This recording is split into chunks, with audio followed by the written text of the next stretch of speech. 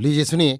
सूर्यकांत त्रिपाठी निराला के लिखे उपन्यास चोटी की पकड़ का भाग 5 मेरी यानी समीर गोस्वामी की आवाज में। दूसरे दिन कुछ गुंडों की मदद ली। भले आदमी बने रहने वाले 2 आदमी फंसे। उन्होंने रिपोर्ट लिखवाई। कुछ पढ़े लिखे थे, पर बायां अंगूठा घिस कर गए थे। अंगूठे का निशान लगाया। गुंडों ने कहा, हुजूर का काम हो गया, अब चड्ढी गठ गई। बाहर निकलकर कहा, अब बेटो साल भर इनके सिर चढ़े घूमो, फिर यही बंधे या तुम न बंधोगे। ये फंसेगा नया थानेदार। अब चलो शराब पिला दो, अब जल्द इसके हल्के से कुछ काम लो। गनी ने रुस्तम से कहा, दाम दे दे, उस्ताद खरीद लेंगे। रुस्तम ने 5 रुपए का नोट उस्ताद कमर को दिया। कमर को मालूम था एजाज शरीफ है, शहर में उसकी इज्जत है, गाने में लासानी, उसके खाते में दर्ज है, पहला नाम। इनाम भी देती जाती है, हर महीने 20 रुपए। सोचा, अच्छे खासे रईस की हैसियत उसकी। 400 रुपये महीने का अंग्रेजी पढ़ा लिखा सिकत्तर रखे है। ये थानेदार चपेट में आएगा। मामला जैसा भी हो मालूम हो जाएगा। सोचता लापरवाही से साथियों के साथ बढ़ता हुआ देशी शराब की दुकान की तरफ मुड़ा और भीतर घुसकर 2 आदमियों से 2 बोतलें खरीदी। तब सस्ती थी, वहां से बाजार की तरफ चला। एजाज देखते देखते मशहूर हो गई। वो एक बड़ी तवायफ की बेटी है, शिक्षा कायदे से हुई है, उर्दू बंगला और अंग्रेजी अच्छी जानती है। गाने बजाने की भी बड़े बड़े उस्तादों से तालीम मिली है। नए पुराने दोनों तरह के गाने जानती है। बेजोड़ सुंदरी, गोराई काफी निखरी हुई, उंगलियां, हाथ, पैर, गला, नाक, आंखें, भौहें सब लंबी लंबी जैसे चंपे की कली। पहनावा भी वैसा ही लंबा, प्रांत प्रांत और देश देश का पहनावा करने वाली। उम्र 30 साल की होगी। साल भर से राजा राजेंद्र प्रताप की नौकर है। 2000 महीना लेती है। साथ बाहर भी जाती है और राजधानी भी। राजधानी में उसके लिए अलग बंगला है। कुछ महीनों से राजा साहब ने दूसरी महफिल का गाना रोक दिया है। कलकत्ते में उसकी अपनी आलीशान कोठी है। चारों ओर लान, बगीचा, फव्वारे लगे हुए, गुलाब और ऋतु पुष्पों के पेड़, पत्थर की परियों की नंगी मूर्तियां, गाड़ी बरामदा, नीचे और ऊपर सजी हुई बैठकें, विभिन्न प्रकार के साज, सुंदर सुंदर तैलचित्र, फाटक पर संतरियों का पहरा, दास और दासियां। गाड़ी बरामदे की ऊपर वाली छत पर फूलों के टब रखे हुए हैं। मेज पर दस्तरखान बिछा हुआ है। गुलाब की सजी फूलदानी रखी हुई है। गिलास में रोजेड बर्फ मिला रखा है। अभी लाल फैन नहीं मिटा। सूरज डूब चुका है, फिर भी उजाला है। सड़क के आदमी देख पड़ते हैं। मंद मंद दखिनाव चल रहा है। एक एक झोंके से कविता आकर गले लगती है। एजाज बैठी हुई गिलास के फूटते हुए फैन के बुलबुले देख रही है, रसीली आंखों से। मालूम नहीं कौन सा विचार लगा हुआ है। एक कनीज खड़ी हुई आज्ञा की प्रतीक्षा कर रही है। इसी समय यूसुफ फाटक पर देख पड़े। एजाज ने देखा, फिर आंखें फेर ली। यूसुफ ने एजाज को नहीं देखा। संतरी के पास कुछ सेकंड के लिए खड़े हुए। मिलना चाहते हैं, कहा। संतरी ने सिर हिलाकर भीतर जाने का इशारा किया। यूसुफ निकल गए। पोर्टिको से बरामदे पर गए। कुर्सियां रखी थी। एक बैरा खड़ा था। आदर से बैठने के लिए कहा। यूसुफ बैठे। बैरा ने कार्ड मांगा।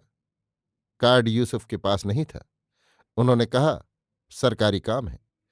रंडी सरकारी काम में आ सकती है। कोई बड़ा काम होगा जो मर्दों का किया हुआ नहीं पूरा हुआ।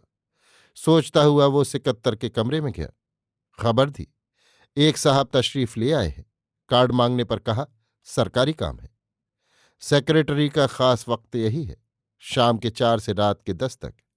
इसी वक्त वो ऑफिस करते हैं, पत्रों के जवाब लिखते हैं, मिलने वालों से बातचीत करते हैं। अपने कमरे से उठकर बाहर आए। यूसुफ साहब से हाथ मिलाया। पूछा, जनाब का नाम?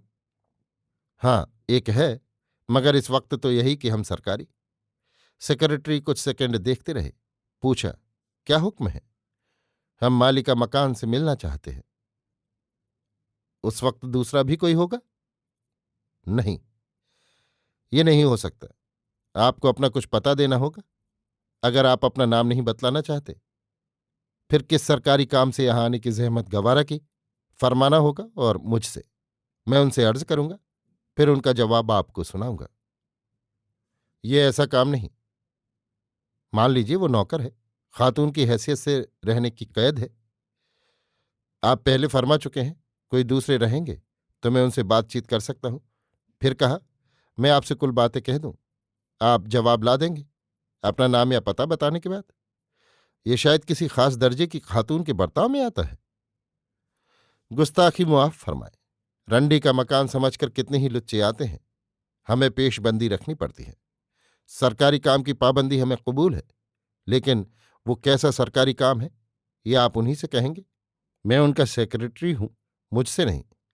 मेरे सामने भी आपको कहना मंजूर नहीं। ऐसी हालत में मैं आपको लुच्चा न समझकर सरकारी काम से आया हुआ अफसर समझूं। मैंने कहा, वो नौकर है, खातून की तरह रहती हैं। इस पर भी आपने एक तुर्रा कस दिया। एक भले आदमी की तरह इतना समझने की तकलीफ भी आपको गवारा नहीं हुई कि जिन्होंने मालिका मकान को नौकर रखा है उन्हें उनकी बेपर्दगी पसंद न होगी। दोनों में नौकरी की शर्तें होंगी। मैं समझा, अफसर को गाली आपने दी। अफसर क्या है ये आपको अच्छी तरह मालूम होगा। अफसर इस तरह नहीं आता, न यह जवाब देता है। वो अपनी जगह पर बुलाएगा और नौकरी की कुल शर्तों को तोड़कर खातून साहबा को चलकर मिलना होगा। उस वक्त हम कुछ ऐसी तैयारी ला देंगे कि खातून साहबा उम्र भर याद रखेंगी। हम कोई हैं और दर्ज होकर आए हैं, लौटकर कुछ लिखेंगे और भेजेंगे। आप सिकत्तर हैं इसलिए मिल सकते हैं, और हम सरकारी काम से आए हैं इसलिए नहीं मिल सकते। आपको खौफ है जैसे हम कोई चाकू लिए हुए हैं और उनकी नाक काट लेंगे। यूसुफ की दहाड़ से सेक्रेटरी साहब दबे। कहा, हमें जैसी हिदायत है हमने आपसे अर्ज कर दी।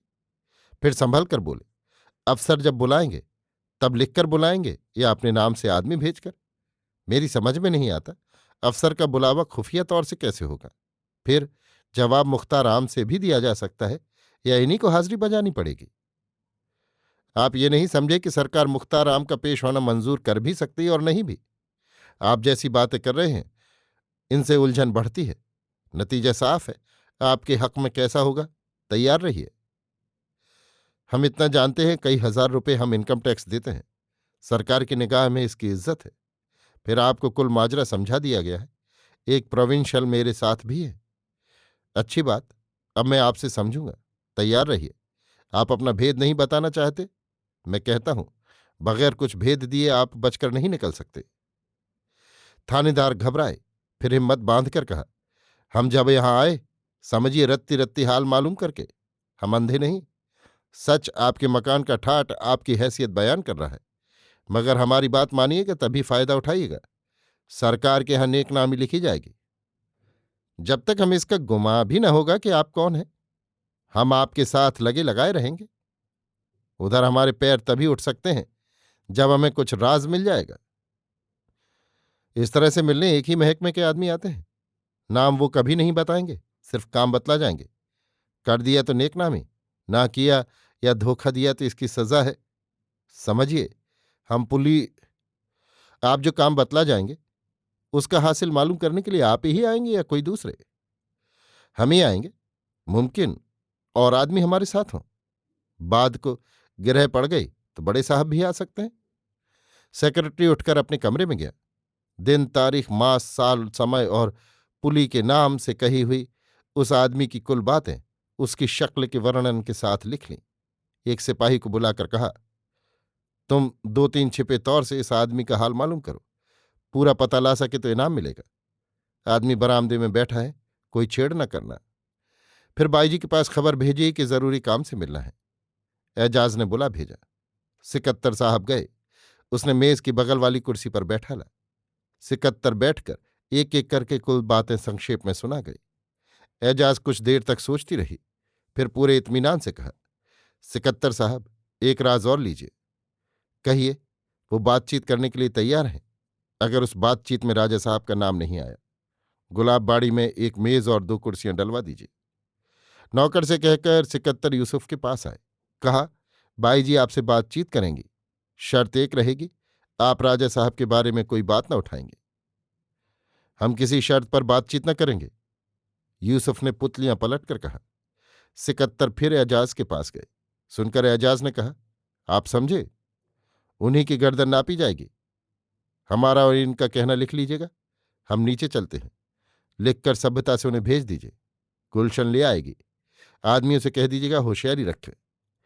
एजाज गुलाबबाड़ी में आकर बैठी। सिकत्तर ने लिखकर यूसुफ से कहा, सरकार की फतेह रही, गुलाबबाड़ी में है, तशरीफ ले चलिए। गुलशन की तरफ हाथ उठाकर कहा, ये ले जाएंगी। गुलशन यूसुफ को ले चली।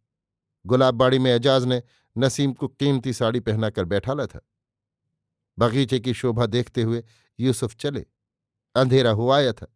कुछ दूरी गैस की बत्ती जल रही थी।